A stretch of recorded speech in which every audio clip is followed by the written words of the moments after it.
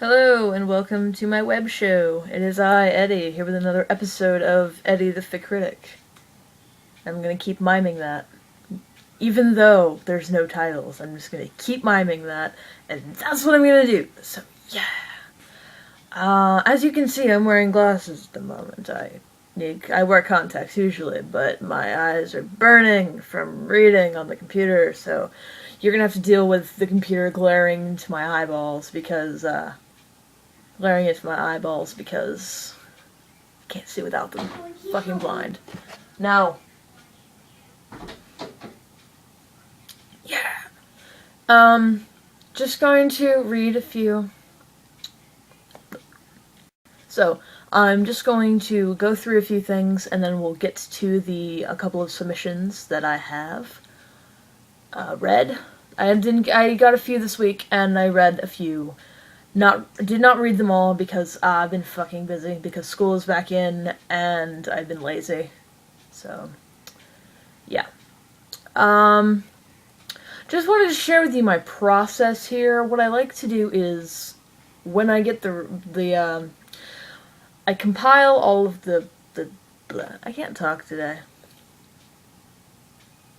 Nah. Fuck it. Okay, so I'm gonna go straight into our stories and then some notes at the end. Alrighty, so here first we have an original fic by Eddi called The Rebels. And it's basically you've got Addie, who's an American grunge girl, and she's innocent and she's an exchange student to North Ireland, which is fucking terrifying and exciting. Oh yeah. Just some daily, school drinking, random attempted rape with a crowbar, church. Excuse me, Eddie, what was that last one? Church, the boring shit that tons of people attend on Sundays. This particular story, it's mass, because they're all Catholic and shit. What are you talking about?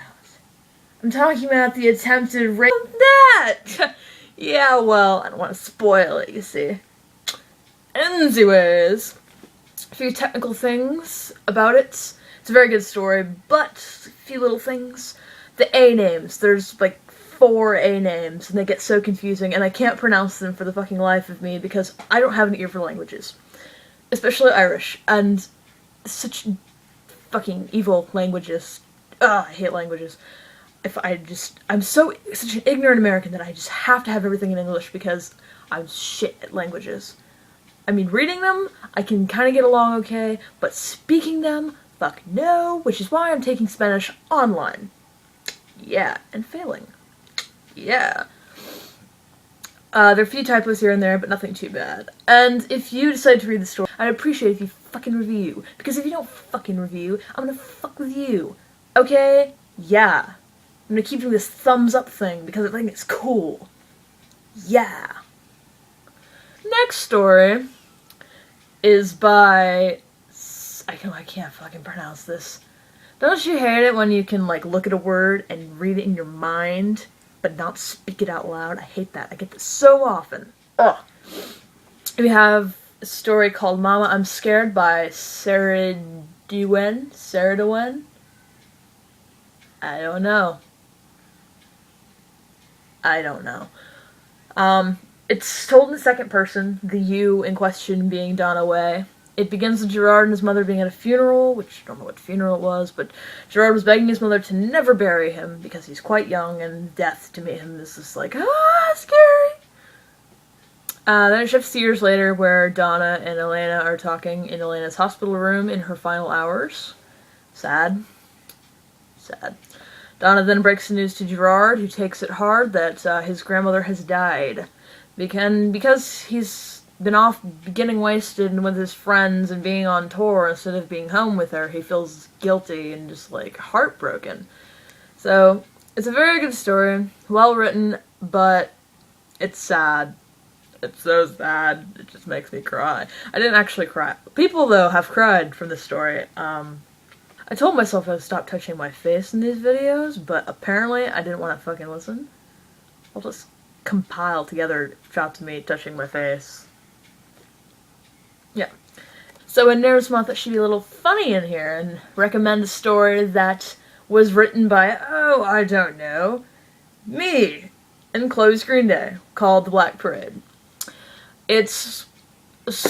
I'm not going to critique it, I'm just going to tell you what it's about, and I'm not going to whore it out, I just want to tell you what it's about, so if you want to read it, you can read it, and all that stuff. So it's basically Gerard dies, and his killer makes it look like a suicide, so everyone's like, oh no, Gerard, you killed yourself, why? And Frank is just like, no. No, he didn't kill himself, he was murdered! Awkward. Anyway, so Gerard finds himself in the world of the Black Parade, where he must fill the shoes of his predecessor, who is who is Parade Gerard. Parade Gerard was an illustrator of death. Literally. Parade Gerard's job was to draw or write how people would die. He's not death, necessarily. He gets a list, and he reads the list, and he draws a picture, and it shows death. So yeah. Parade Frank is distraught without his beloved Parade Gerard, and alive Frank is kind of going fucking psycho. Because Parade Frank is like, no, Gerard was murdered, motherfucker, he was murdered. Like, waking up Bob in the middle of the night to confront him with this conspiracy theory, all, like, hair, all disheveled, and eyes, bloodshot. That's what I pictured in my mind, anyway. Everybody thinks that Frank is nuts because of because in Frank's heart he knows that Gerard was murdered. The story is cut off right before Dead Gerard goes to the weekly parade of Parade Land. Of the Black Parade Land. My god, of the Black Parade. I had written a little more, my chapter was next, and I had written some more, but honestly, the story was just getting fucking weirder and weirder, and neither Chloe nor I knew which direction to take it in, so that's the explanation for the hiatus. I know that a couple of people liked it very much, but I don't think we'll be writing any more for it, so it's gonna be dormant. Anyways, moving along. This was not on FicWad. It is on LiveJournal. The author is Shadow Souls. Her FicWad account name is Shadow Souls. And the story is called Frank's Fortune. Basically, it's Frank, adventurer, going on a quest to find his ancient, an ancestor's, buried treasure or something.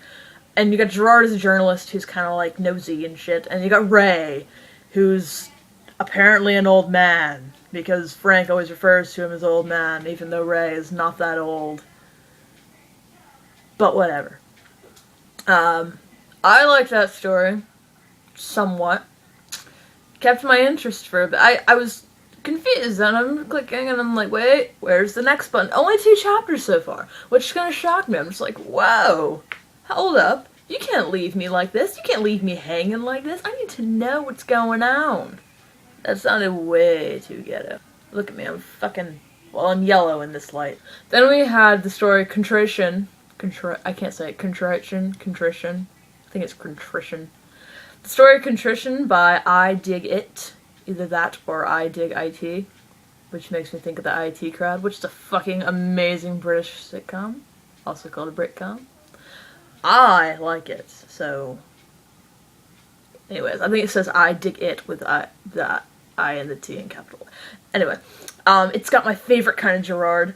Psychotic, badass Gerard. He's killed 3 men, and his only regret is not being able to be Bandit's Tooth Fairy. I dig it. I dig it. Bam. That just happened. I made a pun. Another story by I Dig It, which was Hum Hallelujah, which is a Fall Out Boy MCR crossover. It's a pikey! I'm not a fan of pikeys, because I've kind of lost my obsession with Fall Out Boy. Yeah, I'm not a fan of pikeys, but this was really good. You know, I always say that things are well written, but I mean, I always say that things are well written, but this was just, like, superb. Like, I don't even know how to explain it. It's just, she uses her big girl words here, and, like, yes.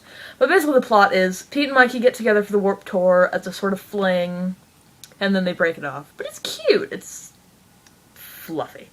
Yay, fluffy! That's all the reviews I have for tonight. Yeah. Because I am a lazy fuck and didn't review that many stories. So, I'm leaving, and because last week's episode was, like, fucking long. It was, like, 20 minutes long. Anyways, but we're going to move on to announcements. Yay, announcements!